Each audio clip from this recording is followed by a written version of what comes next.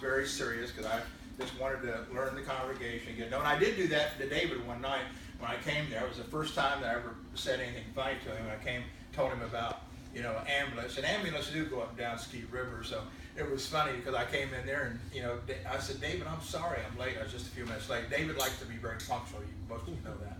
Right on time or before. And I said, but this ambulance passed me out here on Skeet River, road, and I said, box came out of the back, and I pulled over and got it out of the way so nobody wouldn't hit it. And I said, after I got out of the way, I looked in there, I could see the top in there, and actually it was somebody's severed toe. And he said, wow. He said, so what did you do? And I said, well, I called the tow truck. And David was just kind of, you know how a deer, gets lost? And David, more like the movie The Exorcist, where his head, because he had to digest all that. So I went to Jack Canfield. I met him years ago at a hotel in Wichita, Kansas. And Jack talked me into coming to one of his seminars for a week long in Tahoe. Was he in the bridal suite? Pardon? Was he in the bridal suite?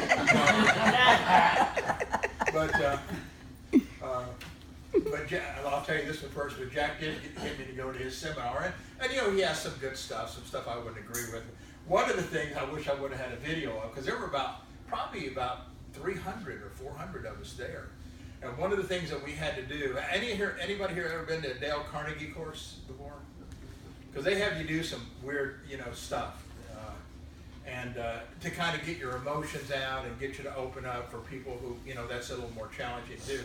Anyway, Jack and them and their team, they had people dancing with your eyes closed. You had to keep your eyes totally closed, and you just danced around or acted out what you wanted to act out. Of course, you couldn't touch anybody's parts, and if they saw you do that, they'd come and remove you from the group. But they, it probably would have been funny. They probably were laughing. We just couldn't hear them from watching everybody. Because, you'd hug somebody or you'd grab somebody and kind of move around a little bit or whatever.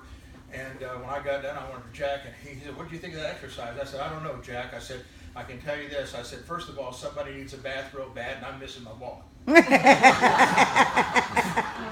But anyway, when I went to see Jack Canfield, he did an exercise that's really good. Man, I have a video. Sometimes I'll maybe bring it and let you watch it. It's only a couple of minutes. It's a little exercise. But it requires a gorilla to walk across the stage.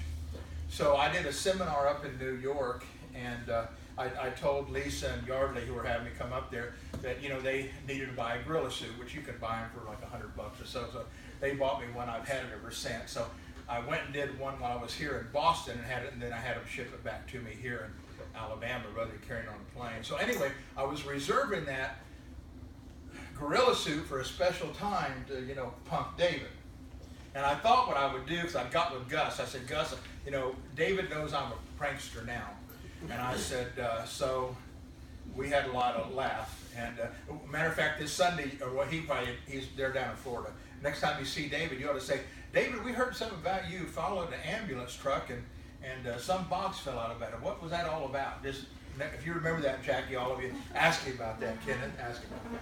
And when I'm not around, because what he'll do is he'll say, hey, Sam, come over here and tell him about the ambulance. But anyway, what I was going to do is I got with Gus Wright, and I told Gus, I said, one night I want to pump David, and I said, I want you to dress up in the gorilla suit and go over on our Sunday night small group and knock on the door, and he'll let you in. He'll think that's Sam. But what I was going to do is about 4 or 5 minutes later is knock on the door, and then he'd open up and see me, and he'd say, if you're there, who's in the... But we didn't do that. What I ended up doing was David had invited me over for dinner because I became good friends with Julie's mom, Maxine, wrote to her quite a bit. And Maxine was over it, so they invited me over one night to eat, David, Julie, and Maxine.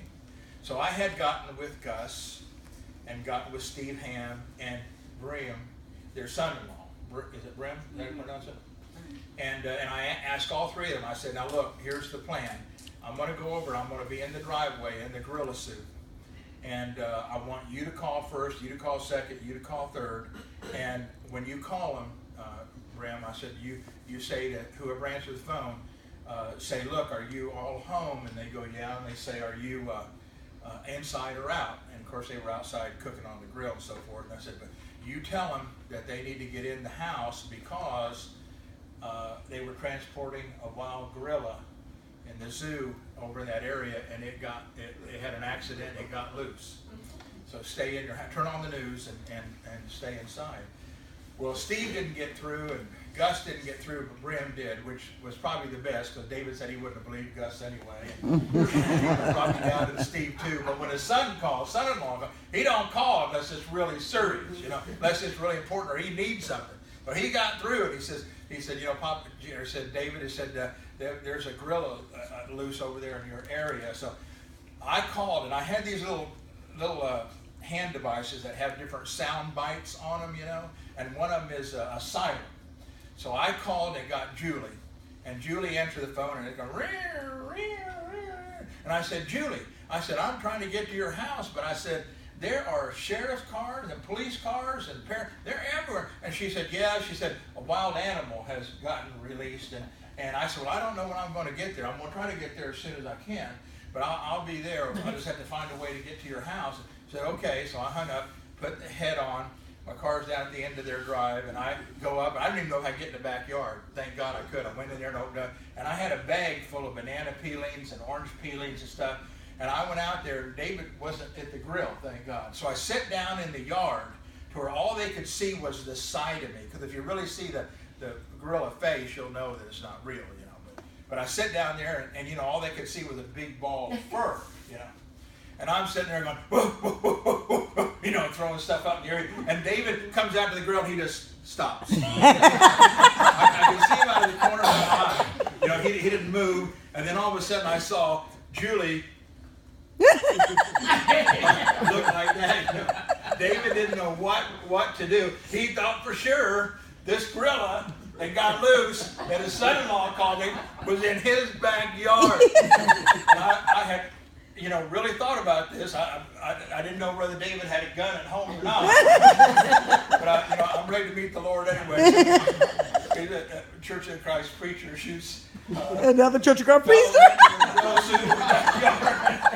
Well, he took a picture of that too. Yeah, he did. Yeah. And he showed it to me and Jeff when we went, because we went out to eat dinner the next night. And he told us the story, and I said, "Oh my God, did that scare your mother-in-law?" Because she had just had almost had like a little mild heart attack or something. I said, "Your mother-in-law right?" And he really had me going. And Jeff looked at me and said, "You know that wasn't true, don't you?" I've seen the picture. The picture looks like it might be looks like it might be a bear. It's all black. Well, so David just stands there, but he doesn't know what to do. And Julie goes in the house and goes in the bedroom so she can stay out back. And she comes out, David. She said, "David, it's Sam." So about that time, they had told Maxine that it was Sam, and I went up the stairs carefully, and I went, and Maxine goes, back to me. So anyway, we got David, And you got me too, and I ain't even know nothing about it.